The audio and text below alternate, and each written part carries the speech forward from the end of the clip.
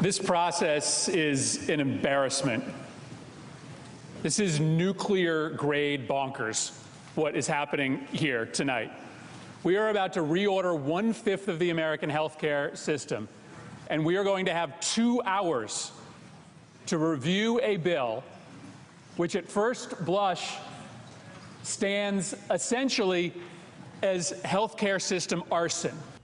To understand the absolutely stunning drama that unfolded on the Senate floor last night, you have to start just minutes before 10 p.m. when Senate Republicans first posted the text of their health care bill, an 8-page repeal of the Affordable Care Act, written that day over lunch. Now, Democrats would have 2 hours to review it before a midnight vote, the possibility of reordering America's healthcare system in the dead of night with Americans asleep. Immediately, Democrats rose one after the other to speak out against the bill and the idea of jamming it through the Senate overnight.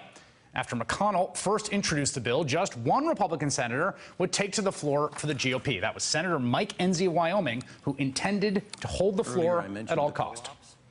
Does the senator yield for a question? I think this is under my time. If I could just respectfully ask the chairman, since we've only had this bill for an hour, we have, as you can see, a number of senators who want to speak, and I just would respectfully ask if there's any time that we will have between now and the vote to make any comments, since we just have had the bill for a very short amount of time that we'll be voting on that will obviously impact millions of Americans. Well, I think the answer that I gave was perhaps your time might be better spent taking a look at the bill.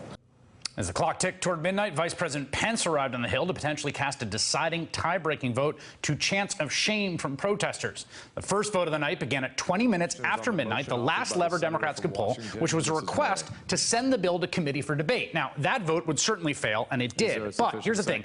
Even with all the votes counted for that first vote, McConnell kept that first vote open, talking to Vice President Pence on the floor, and it was becoming clear he was stalling. Nearby, John McCain was talking to 2 senators who'd criticized the bill, Susan Collins and Lisa Murkowski. Then Pence was talking to McCain. McConnell did not have the votes, and the vice president was trying to change that, and they kept the vote open for over an hour. The clearest foreshadowing happened shortly after 1 a.m. when McCain walked over to a crowd of Democrats. They were joking around and smiling. McCain even put his arm around Dianne Feinstein. It was approaching 1:30 when the main crucial climactic vote began. Collins voted no. Murkowski voted no. But McCain didn't answer when his name was called. He'd walk in seconds later, stand in front of McConnell, and ask for the clerk's attention. Mr. Peters. No. As BuzzFeed noted, you could look at this one moment like a Renaissance painting, what each person was doing when that third Republican vote was cast to kill the bill.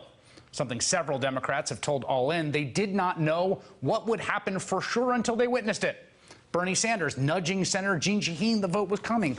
Amy Klobuchar and Bob Casey on their feet, waiting in anticipation. Then Sherrod Brown slapping the desk. Elizabeth Warren leaning to see what would happen and then unable to resist cheering for McCain's vote. Minority Leader Chuck Schumer, look at that, trying to quiet his exuberant colleagues as the audible gasps and smatterings of applause. And of course, Majority Leader Mitch McConnell, arms folded, staring at McCain, watching him walk off the floor, knowing the bill was dead, as the crowds outside would find out seconds later.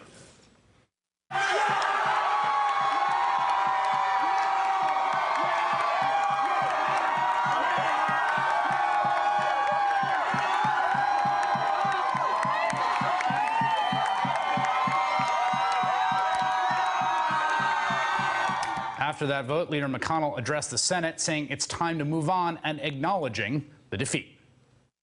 This is, clearly a disappointing moment. We worked hard, and everybody on this side can certainly attest to the fact that we worked really hard to try to develop a consensus for a better way forward. So yes, this is a disappointment indeed. Hey there, I'm Chris Hayes from MSNBC. Thanks for watching MSNBC on YouTube. If you want to keep up to date with the videos we're putting out, you can click subscribe just below me or click over on this list to see lots of other great videos.